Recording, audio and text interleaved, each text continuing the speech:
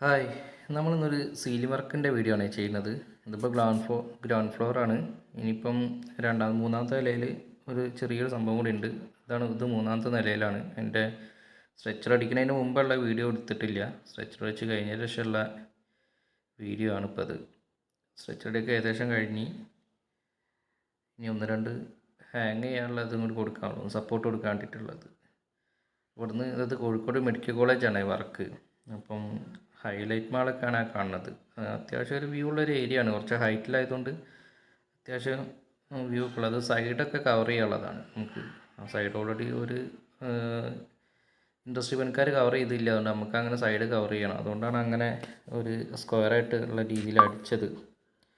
അപ്പം സ്ട്രെച്ചറിൻ്റെ വർക്ക് ഏകദേശം കഴിഞ്ഞ്. അവിടെയൊക്കെ അത്യാവശ്യം ഒരു ബുദ്ധിമുട്ടുള്ള ഏരിയ ആണ് ചെയ്യാൻ. ഹൈറ്റും ഉണ്ട്.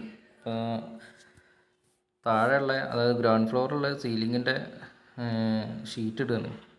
ഷീറ്റിട്ട് ഏകദേശം കഴിഞ്ഞ് ലാസ്റ്റ് എത്തി. ഷീറ്റിട്ട് കഴിഞ്ഞ് ഈ കാണുന്ന ബീമൊക്കെ നമുക്ക് കവർ ചെയ്യാനുള്ളതാണ്. ബീമൊക്കെ നമ്മൾ ഷീറ്റ് വെച്ചിട്ട് കവർ ചെയ്യണം. കാണാത്ത രീതിയിൽ കവർ ചെയ്യണമെന്നാണ് അവർ പറഞ്ഞിട്ടുണ്ടായിരുന്നത്. അതായത് കമ്പനി പറഞ്ഞിട്ടുണ്ടായിരുന്നത്. അങ്ങനെ ഷീറ്റ് അത്യാവശ്യം രാത്രിയാണ്. ഷീറ്റിട്ടിപ്പോൾ അങ്ങനെ ഷീറ്റിട്ടൊക്കെ കഴിഞ്ഞ് പിറ്റേന്ന് രാവിലെയാണ് ഇപ്പോൾ ഷീറ്റ് ബീം നമുക്ക് കവർ ചെയ്യാനുള്ളത്. അപ്പോൾ ബീമൊക്കെ കവർ ചെയ്ത് വന്നപ്പോൾ ഉള്ള അതിൻ്റെ ഒരു വ്യൂ ആണ് ഇങ്ങനെ. ബ്ലാക്ക് ഷീറ്റ് വെച്ചിട്ടാണ് അവർ കവർ ചെയ്യാൻ പറഞ്ഞിട്ടുണ്ടായിരുന്നത്. അപ്പം ഇത് ഗ്രൗണ്ട് ഫ്ലോറിലുള്ള സീലിംഗ് ആണ്.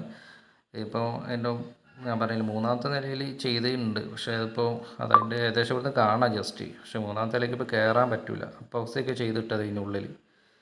അതുകൊണ്ട് മൂന്നാമത്തെ നില കയറാൻ പറ്റില്ല. ഇതാണിപ്പോൾ, അതുകൊണ്ട് വീഡിയോ എടുക്കാനും കഴിഞ്ഞില്ല. ഇതാണിപ്പോൾ അതിൻ്റെ ഒരു താഴത്തെ ചെയ്തപ്പോൾ ഉള്ളൊരു വ്യൂ. ഇതാണ് കഴിഞ്ഞപ്പോൾ ഉള്ള വ്യൂ.